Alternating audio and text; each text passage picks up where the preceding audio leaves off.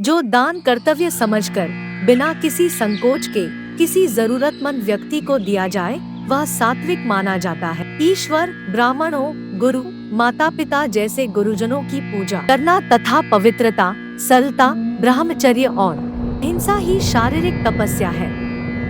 हे अर्जुन, जो बहुत खाता है या कम खाता है, जो ज्यादा सोता है या कम सोता है, वह कभी भी योगी नहीं बन सकता। जो मुझे सब जगह देखता है और सब कुछ मुझ में देखता है, उसके लिए न तो मैं कभी अदृश्य होता हूँ और न वह मेरे लिए अदृश्य होता है। मैं हर जीव के हृदय में परमात्मा स्वरूप स्थित हूँ। जैसे ही कोई किसी देवता की पूजा करने की इच्छा करता है, मैं उसकी श्रद्धा को स्थिर करता हूँ, जिससे वह उसी विशेष देवता की भक्ति कर सके।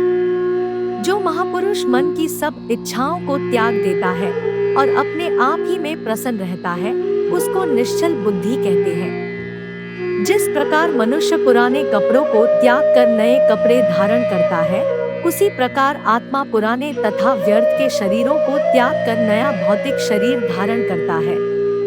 हे अर्जुन, तुम्हारे तथा मेरे अनेक जन्म हो चुके हैं। मुझे तो वो सब जन्म याद है, लेकिन तुम्हें नहीं। फल की लालसा छोड़कर कर्म करने वाला पुरुष ही अपने जीवन को सफल बनाता है। जो मनुष्य कर्म में अकर्म और अकर्म में कर्म देखता है, वह सभी मनुष्यों में बुद्धिमान है और सब प्रकार के कर्मों में प्रवृत्त रहकर भी दिव्य स्थिति में रहता है। अपने अपने कर्म के गुणों का पालन करते हुए प्रत्येक व्यक्ति सिद्ध हो सकता है। यज्ञ, दान और तपस्या के कर्मों को कभी त्यागना नहीं चाहिए, उन्हें हमेशा संपत्र करना चाहिए। हे अर्जुन, जो बुद्धि धर्म तथा अधर्म, करणीय तथा अकरणीय कर्म में भेद नहीं कर पाती, वह राजा के योग्य है। जिसने मन को जीत लिया है, उसके लिए मन सबसे अच्छा मित्र है, लेकिन जो ऐसा नहीं कर पाया, उसके लिए मन सबसे बड़ा दुश्मन बना रहेगा। मैं ही लक्ष्य, पालनकर्ता, स्वामी, साक्षी, धाम, शरण स्थली तथा अत्यंत प्रिय मित्र हूँ। मैं सृष्टि तथा ब्रह्मांड, सबका आधार, आश्रय तथा अविनाशी बीज भी हूँ।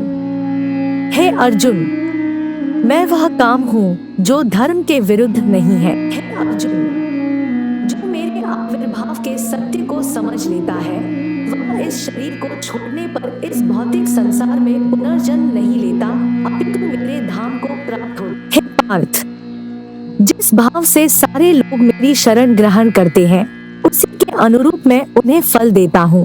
निर्बलता अवश्य ईश्वर देता है, किंतु मर्यादा मनुष्य का मन ही निर्मित करता है। हे कुंती पुत्र, मैं जल का स्वाद हूँ, सूर्य तथा चंद्रमा का प्रकाश हूँ, वैदिक मंत्रों में ओंकार हूँ, आकाश में ध्वनि हूँ तथा मनुष्य में सामर्थ्य हूँ। अनेक जन्म के बाद जिसे सचमुच ज्ञान होता है, वह मुझको समस्त कारणों का कारण जानकर मेरी शरण में आता है।